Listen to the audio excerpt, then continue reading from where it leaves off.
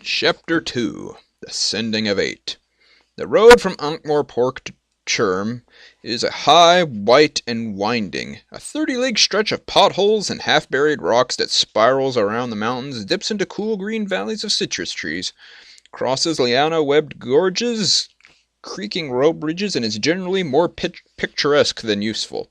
Picturesque was a new word to Rincewind the Wizard. Parentheses B, Magic Unseen University, bracket failed, open bracket failed, close bracket, parentheses. It was one of a number he had picked up since leaving the charred ruins of Ankh-Morpork. Quaint was another one. Picturesque meant, he decided, after careful observation of the scenery that inspired Two Flower to use the word, that the landscape was horribly precipitous. Quaint, when used to describe the occasional village which they passed through, meant fever-ridden and tumble-down. Two Flower was a tourist, the first ever seen on Discworld. Tourist, Rincewind had decided, meant idiot. As they rode leisurely through the thyme-scented, bee-humming air, Rincewind pondered on the experiences of the last few days. While the little foreigner was obviously insane, he was also generous and considerably less lethal than half the people the wizard had mixed with in the city. Rincewind rather liked him. Disliking him would be like kicking a puppy. Apparently, Two Flower was showing great interest in the theory and practice of magic. It all seems, well, rather... Oh wait, no, I should do his voice. It all seems, well, rather useless to me, he said.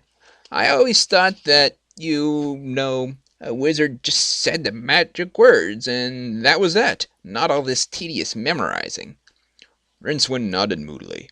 He had tried to explain that magic had indeed once been wild and lawless, but had been tamed back in the mists of time by the olden ones, who had bound it to obey, among other things, the law of conservation of reality. This demanded that effort needed to achieve a goal should be the same regardless of the means used. In practical terms, this meant that, say, creating the illusion of a glass of wine was relatively easy since it involved merely subtle shifting of light patterns. On the other hand, lifting a genuine wine glass a few feet in the air by sheer mental energy required several hours of systematic preparation. If the wizard wished to prevent the simple principle of leverage flicking his brain out through his ears, he went on to add that some ancient magic could still be found in its raw state, recognizable to the initiated by the eightfold shape it made in the crystalline structure of space-time. There was the metal octiron, for example, and the gas octogen. Both radiated dangerous amounts of raw enchantment. It's all very depressing, he finished. Depressing? Rincewind turned in the saddle and glanced at Two Flower's luggage, which was currently ambling along on its little legs, occasionally snapping its lid at butterflies. He sighed. Rincewind thinks he ought to be able to harness the lightning, said the picture imp who was observing the passing scene from the tiny doorway in the box slung around Two Flower's neck. He had spent the morning painting picturesque views and quaint scenes for his master, and had been allowed to knock off for a smoke. When I said harness, I didn't mean harness, snapped Rincewind. I just meant that, I don't know. I just can't think of the right words. I just think the world ought to be more sort of organized. That's just fantasy, said Two Flower. I know, that's the trouble, Rincewind sighed again. It's all very well going on about pure logic and how the universe was ruled by logic and the harmony of numbers, but the plain fact of the matter was that the disk was manifestly traveling space on the back of a giant turtle, and the gods had a habit of going around to atheist houses and smashing their windows. It was a faint sound, hardly louder than the noise of the bees in the rosemary by the road. It had a curiously bony quality, as of rolling skulls or a whirling dice box. Rincewind peered around. There was no one nearby. For some reason that worried him. Then came a slight breeze that grew in the space of several heartbeats.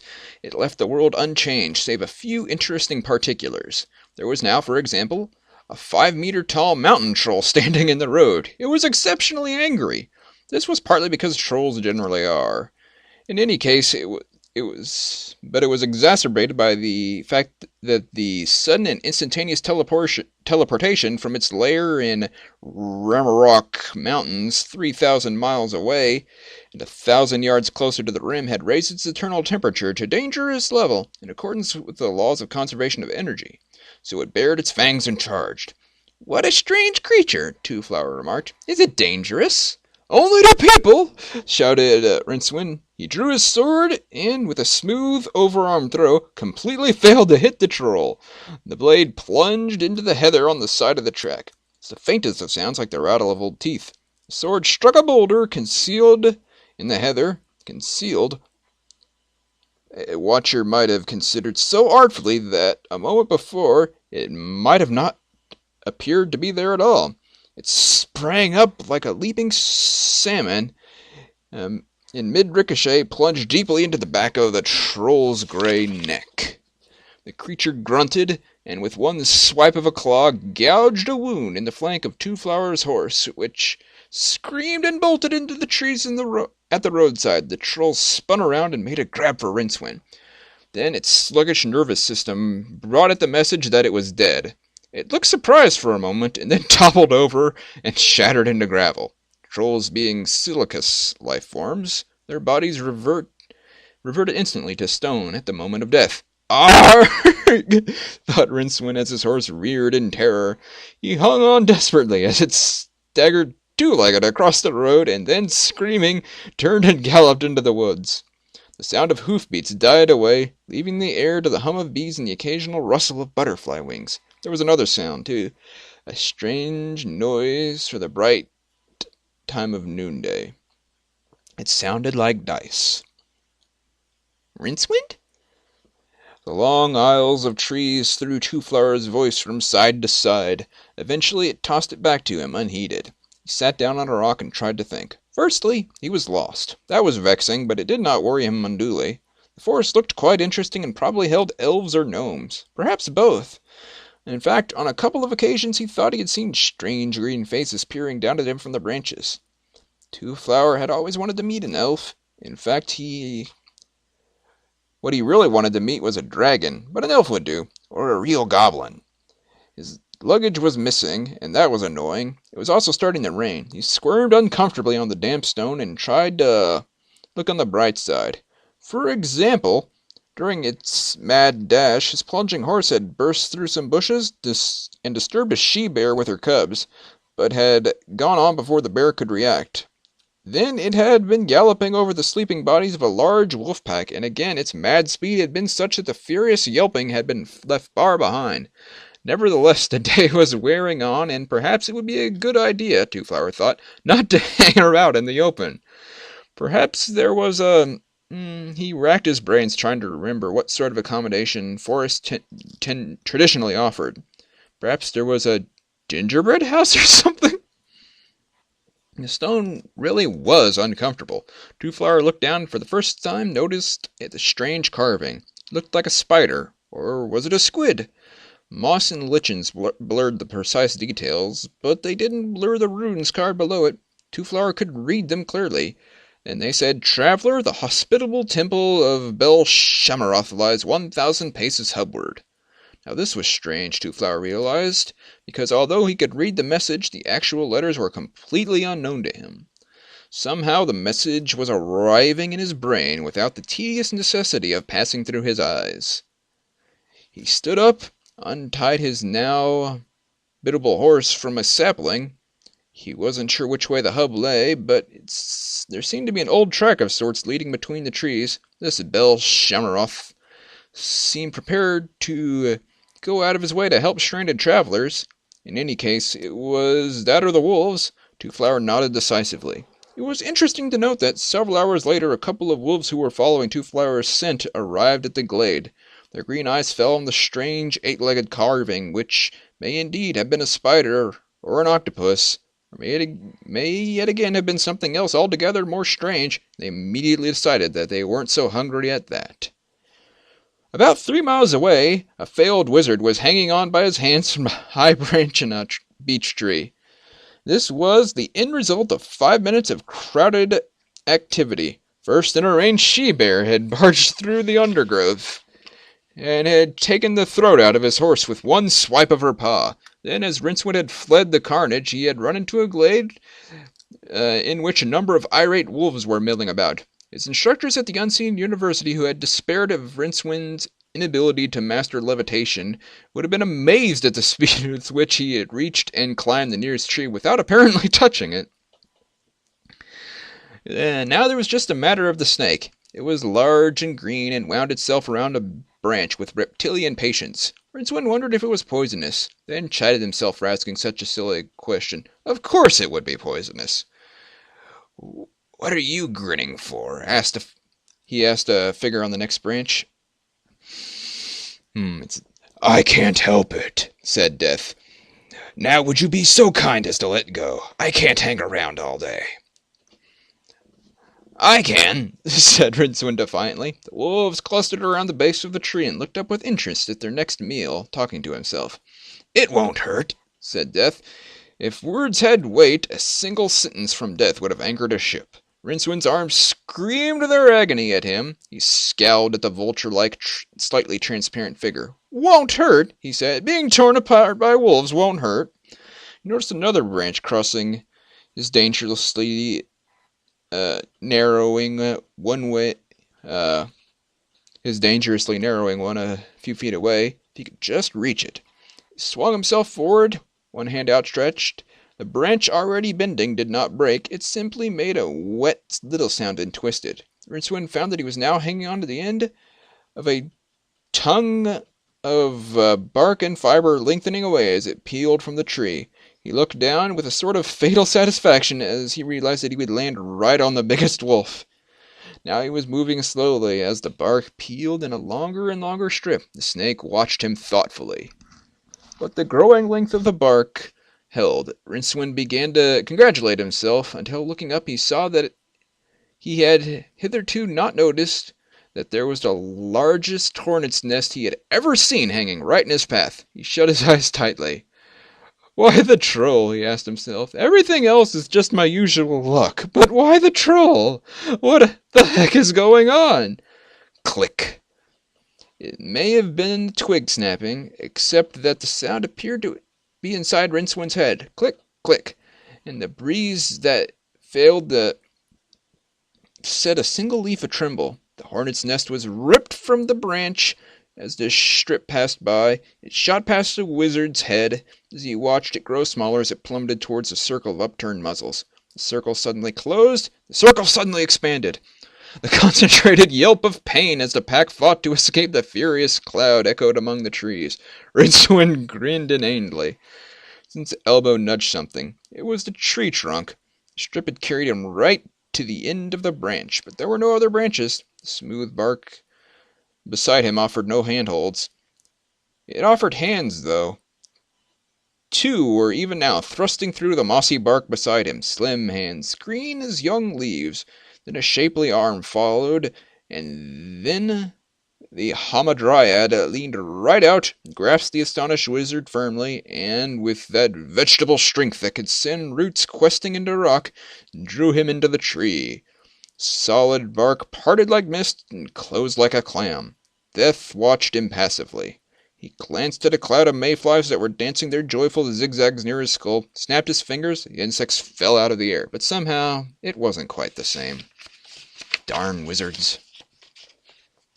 Blind Io pushed his stack of chips across the table, glowered through such of his eyes that were currently in the room, and strode out. A few demigods tittered.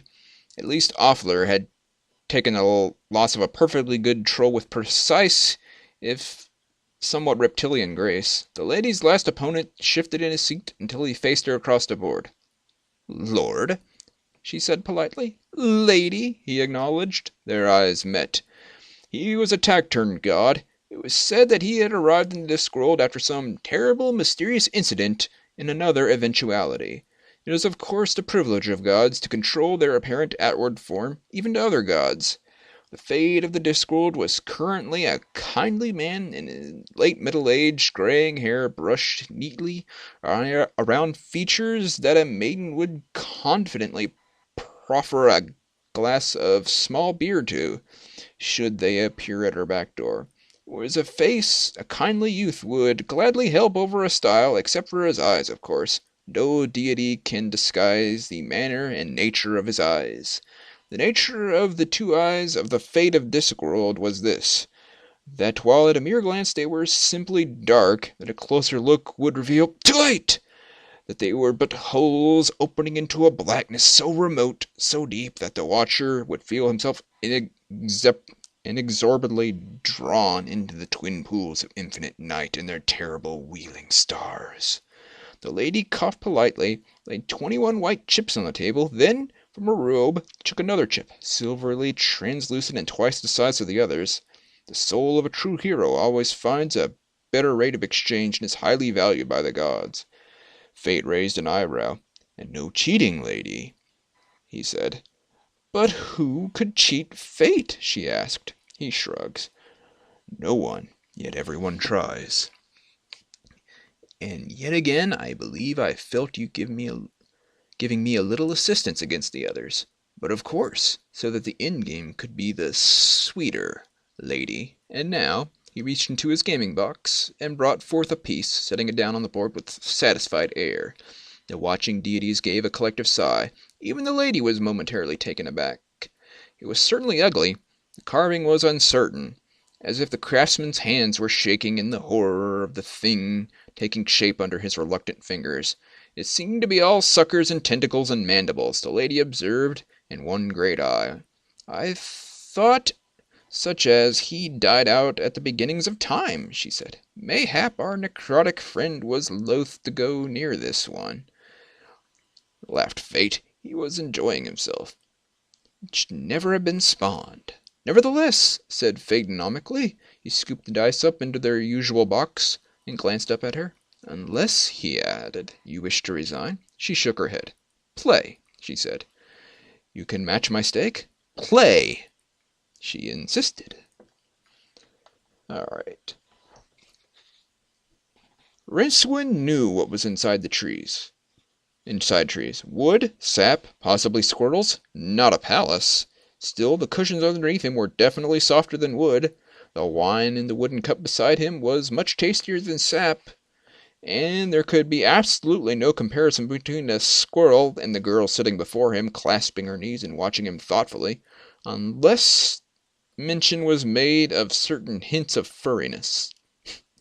The room was high, wide, and lit with a soft yellow light, which came from no particular source that Rincewind could identify. Through gnarled and knotted archways he could see other rooms that looked like a very large winding staircase. And it looked a perfectly normal tree from the outside, too. The girl was green, flesh green. Rincewind could be absolutely certain about that, because all she was wearing was a medallion around her neck. Her long hair had a faintly mossy look about it.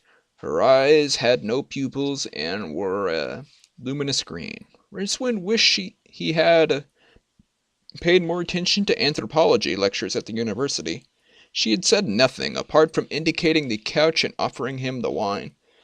She had done no more than sit watching him, occasionally rubbing a deep scratch on her arm. Rincewind hurriedly recalled that the dryad was so linked to her tree that she suffered the wounds in sympathy. Sorry about that, he said quickly. It's just an accident. I mean, there were wolves and... You had to climb my tree, and I rescued you, said the dryad smoothly. How lucky of you. Or, how lucky for you. And for your friend, perhaps. Friend? The little man with the magic box, said the dryad. Oh, sure, him, said Rincewind vaguely. Yeah, I hope he's okay. He needs your help. He usually does. Did he make it to a tree, too? He made it to the temple of Bel Shamaroth. Rincewind choked on his wine. His ears tried to crawl into his head in terror of the syllables he had just heard. The Soul Eater! Before he could stop them, the memories came galloping back. Once, while a student of practical magic at the Unseen University, and for a bit he'd slipped into the little room off the main library. The room with walls covered with protective lead pentagrams. The room no one was allowed to occupy for more than 4 minutes and 32 seconds. Which was a figure arrived after 200 years of cautious experimentation. He had gingerly opened the book, which was chained to the octiron pedestal in the middle of the rune-strewn floor. Not lest someone steal it, but lest it escape. For it was the octavo, so full of magic that it had its own vague sentience. One spell had indeed leapt from the crackling pages and lodged itself into the dark recesses of its brain. And apart from knowing that it was one of the 8 great spells, no one would know which one until he said it. Even Rincewind did not. But he could feel it sometimes, sidling out of sight behind his ego, biding its time.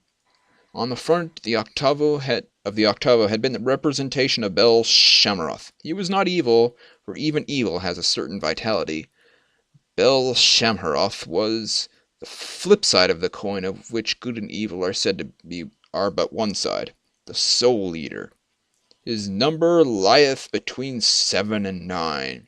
It is twice 4. Rincewind quoted, his mind frozen with fear. Oh no! Where is the temple? Upward, toward the center of the forest, said the Dryad. It is very old.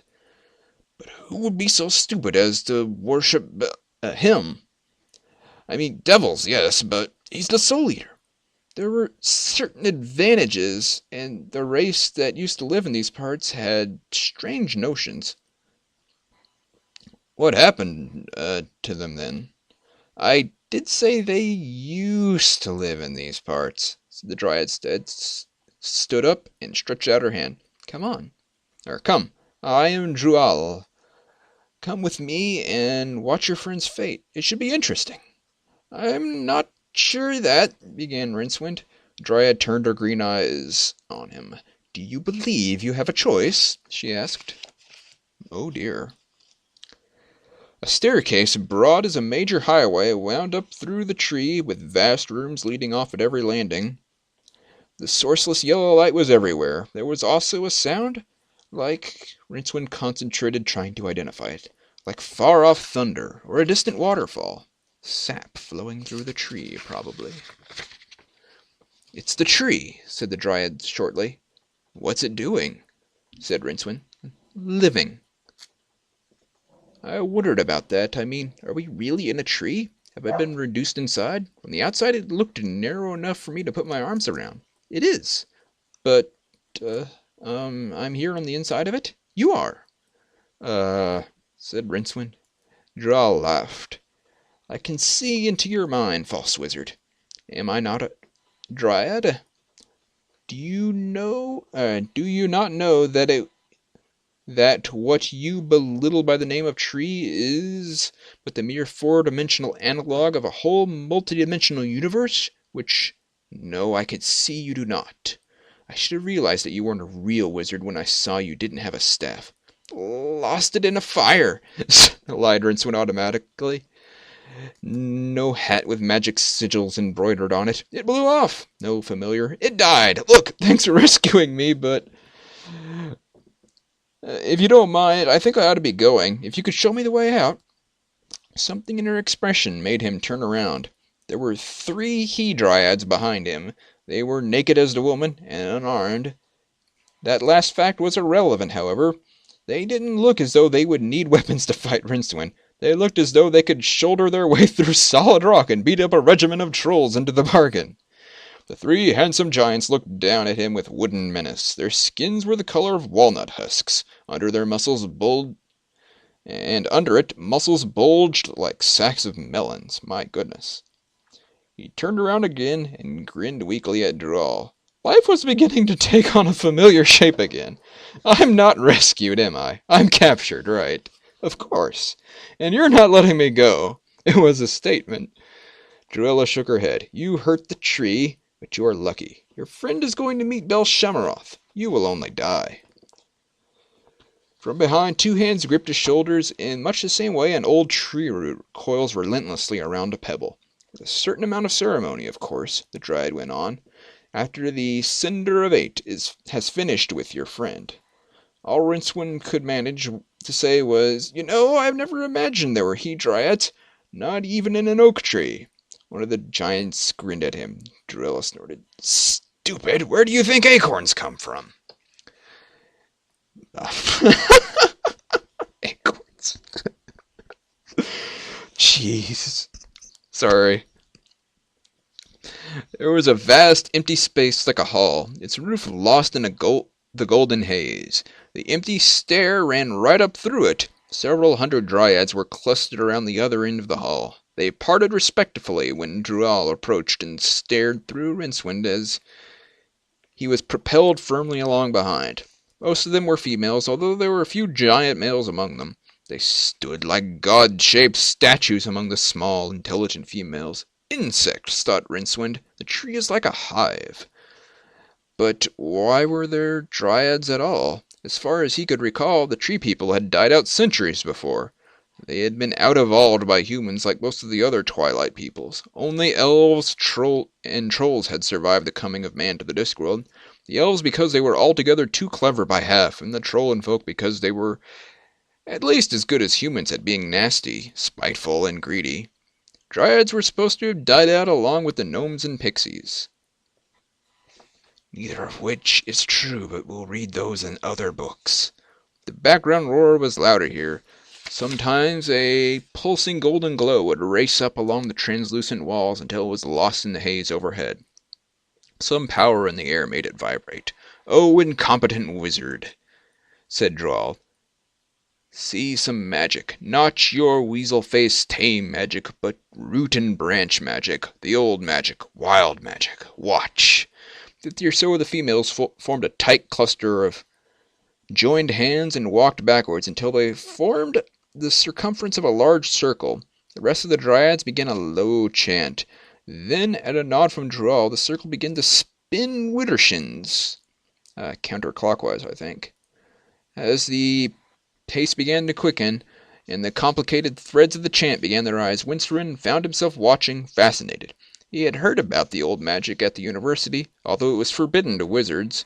He knew that when the circle was spinning fast enough against the standing magical field of the Discworld itself, in its slow turning, the resulting astral friction would build up vast potential difference, which would earth itself in a vast discharge of elemental magical force. The circle was a blur now, and the walls of the tree rang with the echoes of the chant. Rincewind felt the familiar sticky prickling in the scalp that indicated the build-up of a heavy charge of raw enchantment in the vicinity. And so he was not utterly amazed when a few seconds later a shaft of vivid octarine light speared down from the invisible ceiling and focused crackling on the center of the circle. There it formed an image of a storm-swept, tree-girt hill, with a temple on its crest. Its shape did unpleasant things to the eye.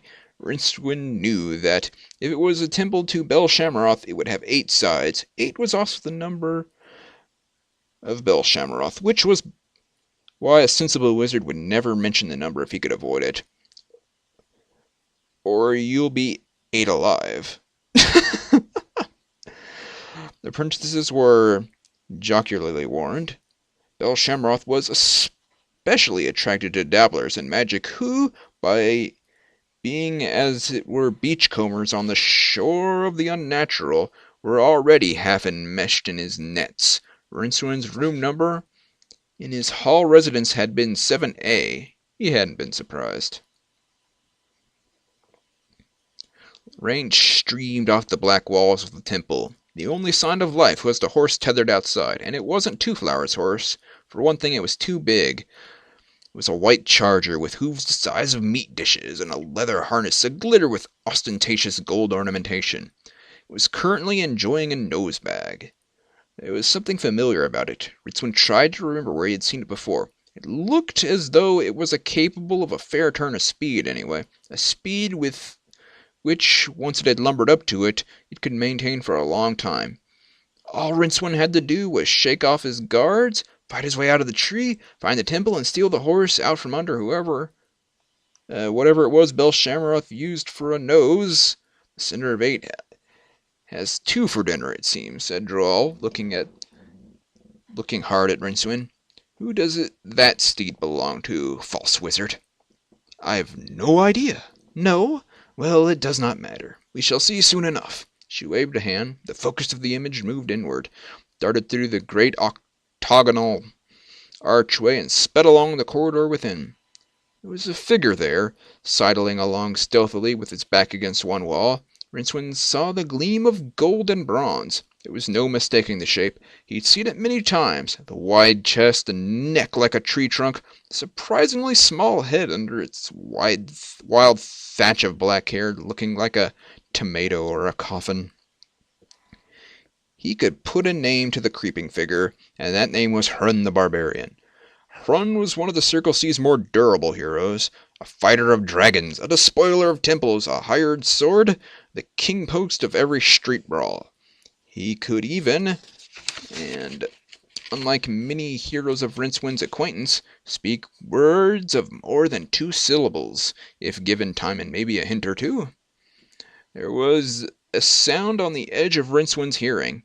It sounded like several skulls bouncing down the steps of some distant dungeon. He looked sideways at his guards to see if they had heard it. They had all their limited attention focused on Hrun, who was admittedly built on the same lines as themselves. Their hands were resting lightly on the wizard's shoulders. Rincewind ducked, jerked backwards like a tumbler, and came up running. Behind him he heard Drill shout, and he redoubled his speed. Something caught the hood of his robe, which tore off. A he-dryad waiting at the stairs spread his arms wide and grinned woodenly at the figure hurtling towards him. Without breaking his stride, Rincewind ducked again so low that his chin was on a level with his knees, while a fist like a log sizzled through the air by his ear. Ahead of him, a whole spinney of the treemen awaited. He spun around, dodged another blow from the puzzled guard, and sped toward the circle, passing on the way the dryads who were pursuing him and leaving them as disorganized as a set of skittles. There were still more in front, pushing their way through the crowds of females while smacking their fists into horny palms with hands with anticipating, like anticipating, concentration. Stand still, false wizard, said Droll, stepping forward. Behind her the enchanted dancer spun on. The focus of the circle was now drifting along a violet-lit corridor. Rincewind cracked.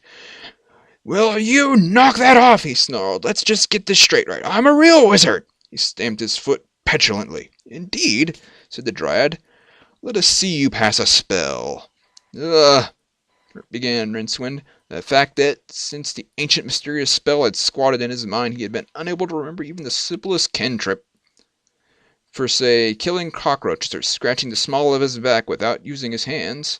The mages at the Unseen University had tried to explain this by suggesting the involuntarily memorizing of the spell, as it were, tied up all his spell retention cells. In his darker moments, Rincewind had come up with his own explanation as to why even minor spells refused to stay in his head for more than a few seconds. They were scared, he decided. He repeated. A small one would do, said Droll, watching him curl his lips in a frenzy of anger and embarrassment. She signaled. A couple of he-dryads closed in. The spell chose that moment to vault into his temporarily abandoned saddle of Rincewind's consciousness. He felt it sitting there, leering defiantly at him. I do know a spell, he said wearily. Yes, pray tell, said Droll. Rincewind wasn't sure that he dared. Although the spell was trying to take control of his tongue, he fought it. You said you could read my mind, he said indistinctly. Read it. She stepped forward, looking mockingly into his eyes. Her smile froze. Her hands raised protectively. She crouched back. From her throat came the sound of pure terror. Rincewind looked around. The rest of the dryads were also backing away. What had he done? Something terrible, apparently. But in his experiences, in experience, it was only a matter of time before the normal balance of the universe restored itself and started doing the usual terrible things to him. He backed away, ducked between the still spinning dryads who were creating the magic circle, and watched to see what Drell would do next. "Grab him! Take him a long way from the tree and kill him!" she screamed.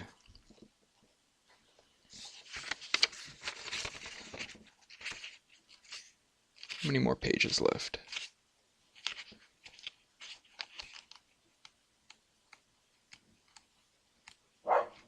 Oh, goodness, Cassie. Quite a few.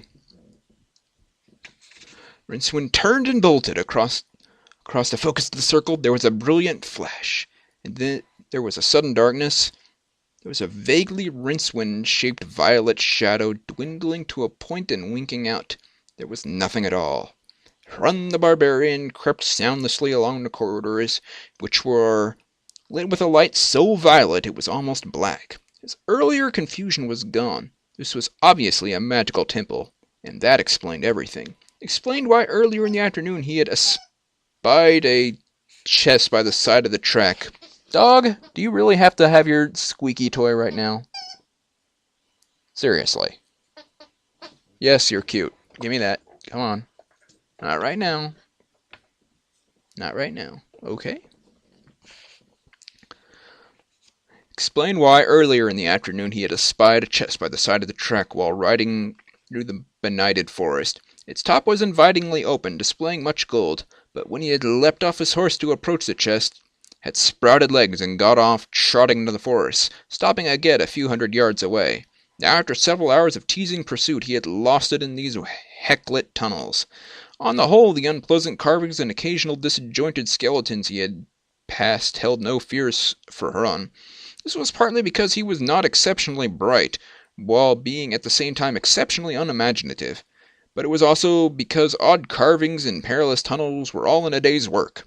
He spent a great deal of time in similar situations seeking gold or demons or distressed virgins, and relieving them respectively of their owners, their lives, and at least one cause of their distress. Observe Hrun as he leaps cat-footed across the suspicious tunnel mouth. Even in this violet light his skin gleams coppery. There is much gold about his person in the form of anklets, wristlets, but otherwise he is naked except for a leopard-skin loincloth. He took that in the steaming forest of Huandaland after killing its owner with his teeth. In his right hand he carries a magical black sword, Kring, which was forged from a thunderbolt and has a soul but suffers no scabbard. Hrun had stolen it only 3 days before from the impregnable palace of the Archmandrite of Bituni, but he was already regretting it. It was beginning to get on his nerves. "I tell you, it went down the last passage on the right," hissed Kring, a voice like the scrape of a blade over stone. "Be silent! All I said was, shut up!" And Two-Flower. He was lost, he knew that. Either the building was much bigger than it looked, or he was now on some wide underground level without having gone down any steps, or, as he was beginning to suspect, the inner dimensions of the place disobeyed a fairly basic rule of architecture by being bigger on the inside than the outside. And why all these strange lights? They were 8-sided crystals set at regular intervals in the walls and ceiling. They actually shed a rather unpleasant glow that didn't so much illuminate as outline the darkness. And whoever had done those carvings on the wall, Two-Flower thought charitably, had probably been drinking too much for years. On the other hand, it was certainly a fascinating building. Its builder had been obsessed with the number 8. The floor was a continuous mosaic of 8-sided tiles. The corridor walls were angled to give the corridors 8 sides, if the walls and ceilings were counted in. In those places where part of the masonry had fallen in, Two-Flower noticed even the stones themselves had 8 sides. "I don't like it," said the picture imp from his box around Two-Flower's neck. "Why not?" "It's weird." "But you're a demon. Demons can't call things weird. I mean, what's weird to a demon?" Oh, you know, said the demon cautiously, glancing around nervously and shifting from claw to claw. Things. Stuff. Two-Flower looked at him sternly. What things? What things? Demon coughed nervously. Demons do not breathe, however. Every intelligent being, whether it breathed or not, coughs nervously at some time in its life, and this was one of them, as far as the demon was concerned. Oh, things, it said wretchedly. Evil things. Things we don't talk about is the point I'm broadly trying to get across, master. Two-Flower shook his head wearily. I wish Rincewind were here, he said. He'd know what to do. Him? Sneered the demon. Can't see a wizard coming here. They can't have anything to do with the number 8. The demon slapped a hand across his mouth guiltily. Two-Flower looked up at the ceiling. What was that? He asked. Did you hear something? Me? Hear? No, not a thing, the demon insisted. It jerked back into its box and slammed the door. Two-Flower tapped on it. The door opened a crack. It sounded like a stone moving, he explained. The door banged shut. Two-Flower shrugged. The place is probably falling to bits, he said to himself. He stood up. I say, he shouted. Is anyone there? Air, replied the dark tunnels. Hello? He tried. Low. I know there's someone here. I just heard you playing dice. Ice. Look, Two-Flower stopped. The reason for this was a bright point of light that had popped into existence a few feet from his eyes. It grew rapidly, and after a few seconds, was a tiny, bright shape of a man. At this stage, it began to make a noise, or rather Two-Flower started to hear the noise it had been making all along. It sounded like a sliver of a scream, caught in one long instant of time. The iridescent man was doll-sized now, a tortured shape tumbling in slow motion while hanging in midair. Two-Flower wondered why he had thought the phrase a sliver of a scream, and began to wish he hadn't. It was beginning to look like Rincewind. The wizard's mouth was open. His face was brilliantly lit by the light of, what, strange suns. Two-Flower found himself thinking, suns men don't usually see. He shivered. Suns men don't usually see, that's right. Now, the turning wizard was half man size. At that point, the growth was faster. There was a sudden crowded moment, a rush of air, an explosion of sound. Rincewind tumbled out of the air screaming. He hit the floor hard, choked, then rolled over, with his head cradled in his arms and his body curled up tightly. When the dust had settled, Two-Flower reached out gingerly, tapped the wizard on the shoulder. The human ball rolled up tighter. It's me, explained Two-Flower helpfully. The wizard unrolled a fraction. What? He said. Me. In one movement, Rincewind unrolled, bounced up in front of the little man, his hands gripping the shoulders desperately. His eyes were wild and wide. Don't say it, he hissed. Don't say it and we might get out. Get out? How did you get in? Don't you know? Don't say it! Two-Flower backed away from this madman. Don't say it! Don't say what? The number! Number? Said Two-Flower. Hey, Rincewind. Yes, number. Between 7 and 9. 4 plus 4. What, 8? Rincewind's hands clapped over the man's mouth. Say it and we're doomed. Just don't think about it, right? Trust me. I don't understand, wailed Two-Flower. Rincewind relaxed slightly, which was to say that he still made a violin string look like a bowl of jelly. Come on, let's try to get out, and I'll try to tell you. After the first age of magic, the disposal of grimoires began to become a severe problem on the Discworld. A spell is still a spell even when imprisoned temporarily in parchment and ink. It has potency. This is not a problem while the book's owner still lives, but on his death the spellbook becomes a source of uncontrolled power and cannot easily be diffused. Yes, dog? What?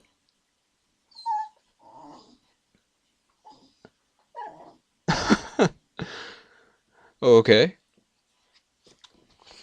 In short, spellbooks leak magic. Various solutions have been tried. Countries near the rim simply loaded down the books of dead mages with leaden pentafuzz and threw them over the edge. Near the hub, less satisfactory alternatives were available.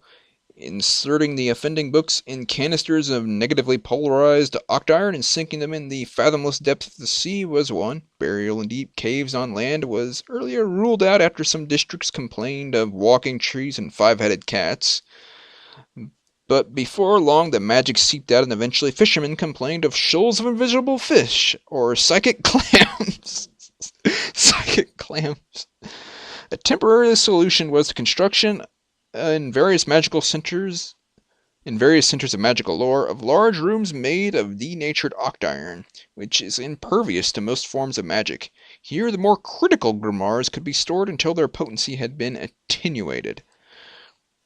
That was how there came to be at Unseen University the Octavo, the greatest of all grimoires, formerly owned by the creator of the universe. It was this book that Rincewind had opened for a bet. He had only a second to stare at a page before setting off various alarm spells, but that was time enough for the spell to leap from it and settle on his memory like a toad in a stone. "Then what?" said Two-Flower. "Oh, they dragged me out, thrashed me, of course." "No one knows what the spell does?" Rincewind shook his head. "It vanished from the page," he said. "No one will know until I say it, or until I die, of course. Then it will sort of say itself. For all I know, it stops the universe, or ends time, or anything." Two-Flower patted him on the shoulder. "No sense in brooding," he said cheerfully. "Let's have another look for the way out." Rincewind shook his head. All the terror has been spent for now. He had broken through the terror barrier, perhaps, and was in the dead calm state of mind that lies on the other side. Anyway, he had ceased to gibber. "We're doomed," he stated. "We've been walking around all night. I tell you, this place is a spider web. It doesn't matter which way you go, we'll end up in the center." "It was kind of you to come looking for me, anyway," said Two-Flower. "How did you manage it exactly? It was very impressive." "Oh, well," the wizard began the wizard awkwardly. "I just thought I can't leave old Two-Flower there, and so what we've got to do now is find this Bell Shammaroth person and explain things to him. Maybe he'll let us out," said Two-Flower. Rincewind ran a finger around his ear. "It must be funny echoes in here. I thought I heard you use the words find and explain." "That's right." Rincewind glared at him in the heckish purple glow. "Find Bell Shammaroth?" he said. "Yes. We don't have to get involved." "Find the soul render and not get involved?" "Just give him a nod, I suppose, and ask the way to the exit. Explain to the sender of egg." Rincewind bit off the end of the word just in time and finished. "You're insane! Hey, come back!" It darted down the passage after Two-Flower, and after a few movements came to a halt with a groan. The violet light was intense here. Everything new and giving everything new and unpleasant colors. This wasn't a passage. It was a wide room with walls to a number that Rincewind didn't dare contemplate, and 7 passages radiating from it.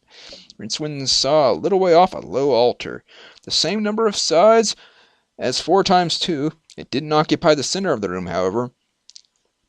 The center was occupied by a huge stone slab with twice as many sides as a square. It looked massive. In the strange light, it appeared to be slightly tilted, with one edge standing proud of the slabs around it. Two-Flower was standing on it. "Hey, Rincewind, look what's here!" The luggage came ambling around one of the other passages that radiated from the room. "That's great," said Rincewind. "Fine, it can lead us out of here now." Two-Flower was already rummaging in the chest. "Yes," he said, after taking a few pictures. "Just let me fit the attachment." "I said now!" Rincewind stopped. Huron the Barbarian was standing in the passage, mouth directly opposite him, a great black sword held in one ham-sized fist. "You?" said Huron uncertainly. "Yes," said Rincewind. "Huron, isn't it? Long time no see. What brings you here?" Huron pointed to the luggage. "That," he said. Much conversation seemed to exhaust Huron. Then he added, in a tone that combined statement, claim, threat, and ultimatum. Mine. It belongs to Two Flower here, said Rincewind. Here's a tip. Don't touch it. It dawned on him that this was precisely the wrong thing to say, but Hrun had already pushed Two Flower away and was reaching for the luggage, which sprouted legs, backed away, and raised its lid threateningly. In the uncertain light, Rincewind thought he could see rows of enormous teeth, white as bleached beechwood. Hrun, he said quickly, there's something I ought to tell you. Hrun turned a puzzled face to him. What? It's about numbers. Look, you know if you add 7 and 1, or 3 and 5, or you take 2 from 10, you get a number. While you're here, don't say it, and we might all stand a chance of getting out of here alive, or merely just dead. Who is he? Asked Two Flower. He was holding a cage in his hands, dredged up from the bottommost depths of the luggage. It appeared to be full of sulking pink lizards. I am Hrun, said Hrun proudly. Then he looked at Rincewind. What? He said, just don't say it, okay? Said Rincewind. He looked at the sword in Hrun's hand. It was black. The sort of black that is less a color than a graveyard of colors. There was a highly ornate runic inscription up the blade. More noticeable was a faint octarine glow that surrounded it. The sword must have noticed him too, because it suddenly spoke in a voice like a claw being scraped across glass. I just needed some water. Strange, it said. Why can't he say 8? 8, 8, 8, said the echoes. It was the faintest of grinding noises deep under the earth. And the echoes, although they became softer, refused to die away. They bounced from wall to wall, crossing and recrossing, and the violet light flickered in time with the sound. You did it! Screamed Rincewind. I said you shouldn't say 8! He stopped, appalled at himself, but the word was out now, and joined its colleagues in the general susurration. Rincewind turned to run, but the air suddenly seemed to be thicker than treacle. A charge of magic bigger than he had ever seen was building up. When he moved, in painful slow motion, his limbs left trails of golden sparks that traced their shape in the air. Behind him there was a rumble as the great octagonal slab rose into the air, hung for a moment on one edge, and crashed down onto the floor. Something thin and black snaked out of the pit and wrapped itself around his ankle. He screamed as he landed heavily on the vibrating flagstones. The tentacles started to pull him across the floor.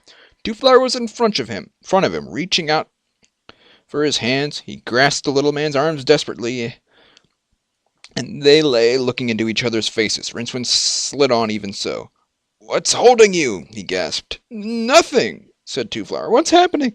I'm being dragged into this pit. What do you think? Oh, Rincewind, I'm sorry. You're sorry! There was a noise like a singing saw, and the pressure on Rincewind's legs abruptly ceased. He turned his head and saw Hrun crouched by the pit, his sword a blur as he hacked at the tentacles racing out towards him. Two Flower helped the wizard to his feet, and they crouched by the altar stone watching the manic figure as it battled the questing arms. It won't work, said Rincewind. The cinder can materialize tentacles. What are you doing? Two Flower was feverishly attaching the cage of subdued lizards to the picture box, which he had mounted on the tripod. I've just got to get a picture of this, he muttered. It's stupendous. Can you hear me, Imp? The picture imp opened its tiny hatch, glanced momentarily at the scene around the pit, then vanished into the box. Rincewind jumped as something touched his leg and brought his heel down on a questing tentacle. Come on, he said. Time to go zoom! He grabbed Two Flower's arm, but the tourist resisted. Run away and leave Hrun with that thing, he said. Rincewind looked blank. Why not? It's his job. But it'll kill him. It could be worse, said Rincewind. What? It could be us. Rincewind pointed out, logically. Come on. Two Flower pointed. Hey. He said, he's got my luggage. Before Two Flower could restrain him, Two Flower ran around the edge of the pit to the box, which was being dragged across the floor while its lid snapped ineffectually at the tentacle that held it. The little man began to kick the tentacle in fury. Another one snapped out of the melee around Hrun and caught him around his waist. Hrun was already an indistinct shape amid the tightening coils. Even as Rincewind stared in horror, the hero's sword was wrenched from his grasp and hurled against a wall. Your spell! Shouted Two Flower. Rincewind did not move. He was looking at the thing rising out of the pit. It was an enormous eye, and it was staring directly at him. He whimpered as a tentacle fastened itself around his waist. The words of the spell rose unbidden to his throat.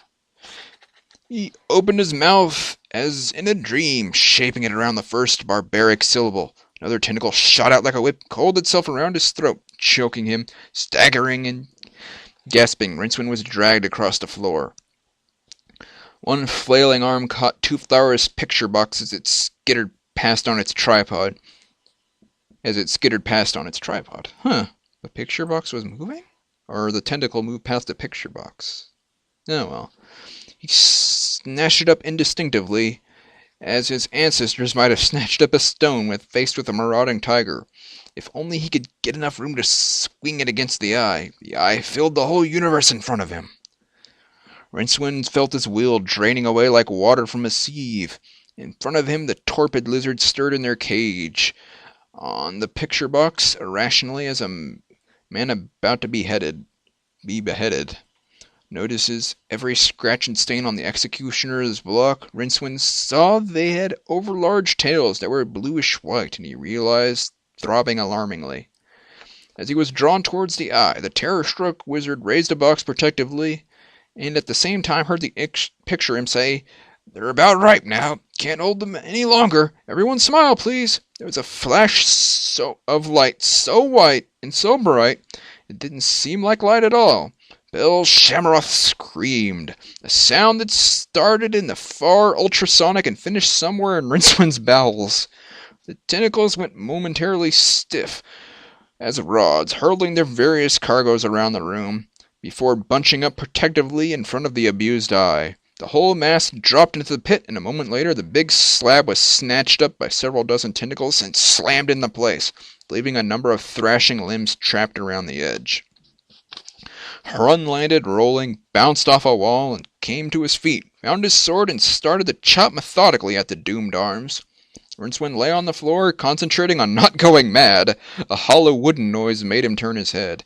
The luggage had landed on its curved lid and was now rocking angrily and kicking its little legs in the air.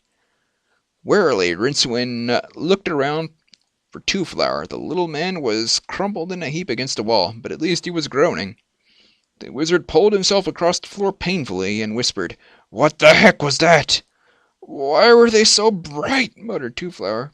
"Ah, my head." "Too bright," said Rincewind, and looked across the floor to the cage on the picture box. The lizards inside, now noticeably thinner, were watching him with interest. "The salamanders," moaned Two-Flower. "The picture'll be overexposed, I know it." "They're salamanders?" asked Rincewind incredulously. "Of course. Standard attachment." Rincewind staggered to the box, picked it up. He'd seen salamanders, of course, before, but they'd been small specimens. They had also been floating in a jar of pickle in the Curiobiological Museum down in the cellars of the Unseen University, since live salamanders were extinct around the Circle C. He tried to remember the little he knew about them. They were magical creatures.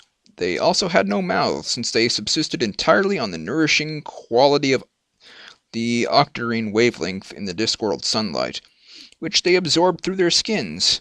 Of course, they also absorbed the rest of the sunlight as well, storing it in a special sac until it was excreted in the normal way. The desert inhabited by Discworld salamanders was a veritable lighthouse at night. Rincewind put them down and nodded grimly. With all the octarine in this magical place, the creatures had been gorging themselves, then nature had taken its course. The picture box sidled away on its tripod. Rincewind aimed a kick at it and missed. He was beginning to dislike sapient Parawood. Ah, the picture box was moving. Sapient Parawood. How many more pages? 4. I'll just keep going.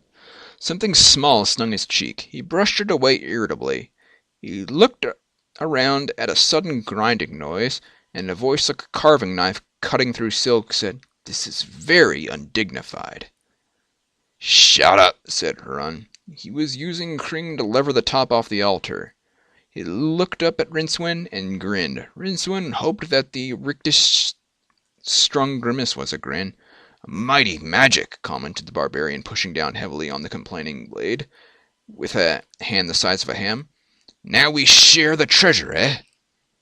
Rincewind grunted as something small and hard struck his ear. There was a gust of wind hardly felt. How do you know there's treasure in there? He said. Run heaved and managed to hook his fingers under the stone. You find choke apples under a choke apple tree, he said. You find treasure under altars. Logic. He gritted his teeth. The stone swung up, landed heavily on the floor. This time something struck Rincewind's head heavily. He clawed at the air and looked at the thing he had caught. It was a piece of stone with 5 plus 3 sides. It looked up at the ceiling. Should it be sagging like that? Hrun hummed a little tune and began to pull crumbling leather from the desecrated altar. Air crackled, fluoresced, and hummed. Intangible winds gripped the wizard's robes, flapping it out in eddies of blue and green sparks. Around Rincewind's head, mad, half-formed spirits howled and gibbered as they were sucked past. He tried raising a hand and was immediately surrounded by a glowing octarine corona as the rising magical wind roared past. The gale raced through the room without stirring one iota of dust, yet it was blowing Rincewind's eyelids inside out. It screamed along the tunnels, its banshee wail bouncing madly from stone to stone. Two Flowers staggered up, bent double in the teeth of the astral gale. "What the heck is this?" he shouted. Rincewind half turned. Immediately the howling wind caught him, nearly pitching him over. Poltergeist eddies, spinning in the rushing air, snatched at his feet. Hrun's arm shot out, caught him. A moment later he and Two Flower had been dragged into the lee of the ravaged altar and lay panting on the floor. Beside him, the talking sword Kring sparkled, its magical field boosted 100-fold by the storm. "Hold on!" screamed Rincewind. "The wind!" shouted Two Flower. "Where's it coming from?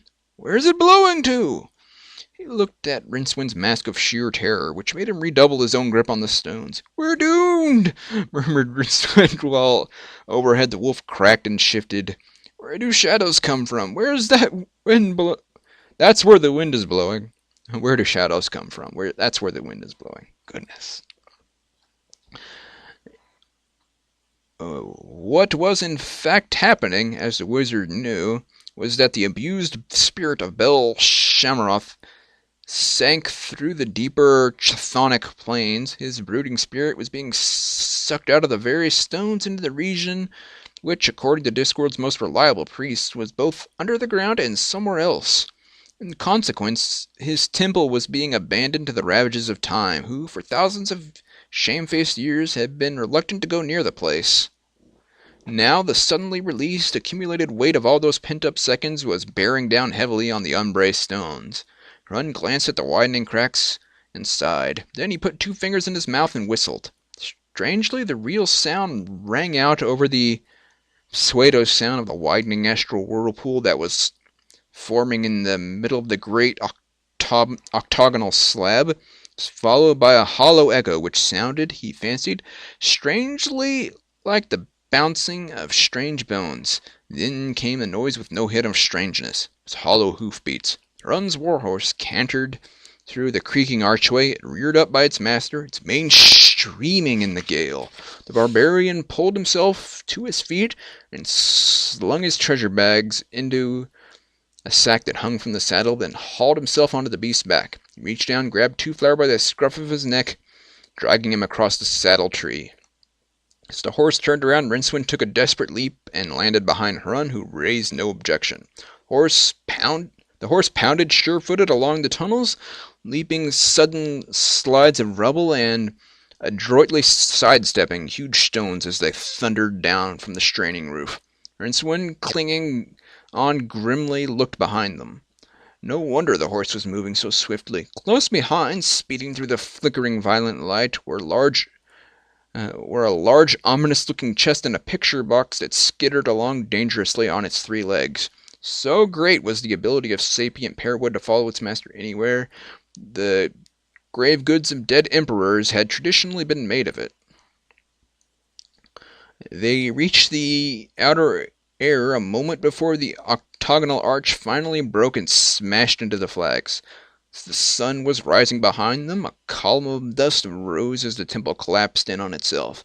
They did not look back. That was a shame because Two-Flower might have been able to obtain pictures unusual by even Discworld standards. There was a movement in the smoking ruins, and they seemed to be a growing green carpet. Then an oak tree spiraled up and branched out like an exploding green rocket, and was in the middle of a venerable copse before the tips of its aged branches had stopped quivering.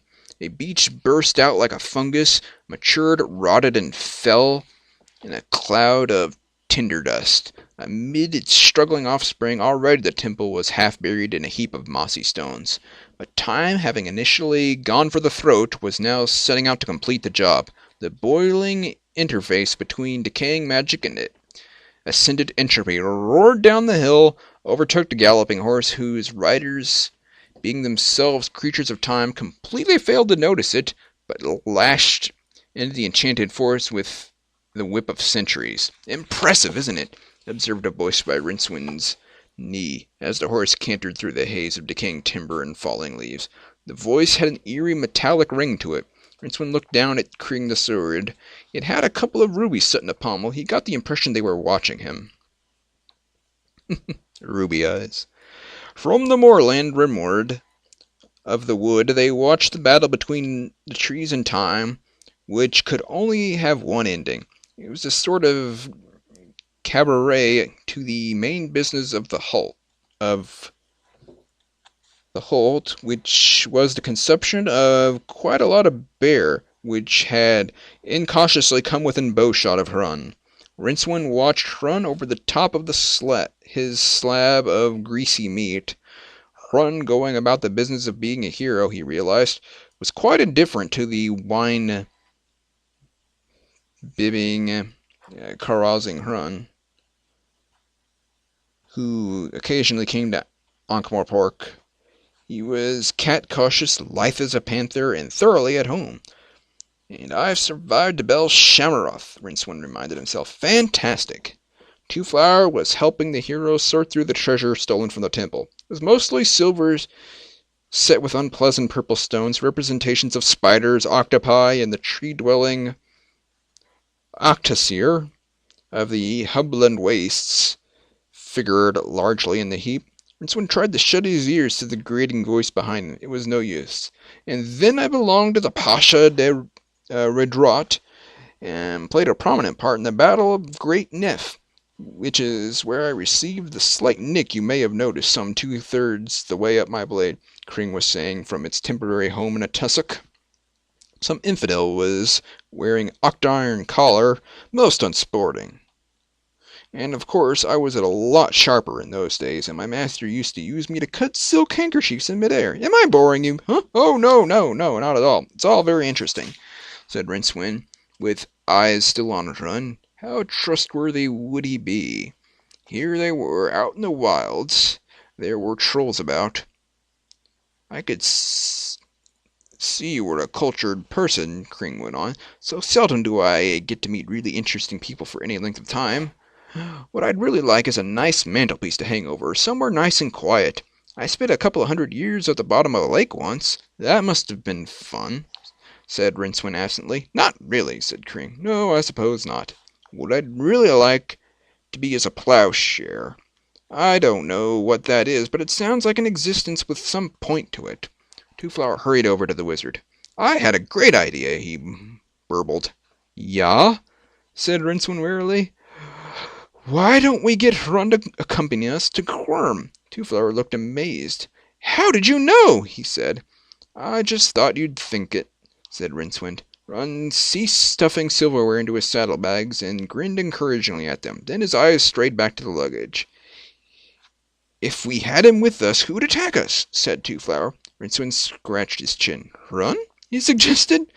"But we saved his life in the temple." "Well, if by attack you mean kill, I don't think he'd do that. He's not that sort. He'd just rob us and tie us up and leave us for the wolves, I expect." Oh, come on. Look, this is real life, snapped Rincewind. I mean, here you are carrying around a box full of gold. Don't you think anyone in their right minds would jump at the chance of pinching it? I would, he added mentally. And I hadn't seen what the luggage does. If I hadn't seen what the luggage does to prying fingers. Then the answer hit him. He looked from Hun to the picture box. The picture imp was doing its laundry in a tiny tub while salamanders dozed in their cage. I've got an idea, he said. I mean, what is it heroes really want? Gold? Said Two Flower. No, I mean, really want. Two Flower frowned. I don't quite understand, he said. Rincewind picked up the picture box. Run, he said. Come over here, will you? Days passed peacefully. True, a small band of bridge trolls tried to ambush them on one occasion, and a party of brigands nearly caught them unawares one night, but unwisely tried to investigate the luggage before slaughtering the sleepers. Hrun demanded and got double pay for both occasions.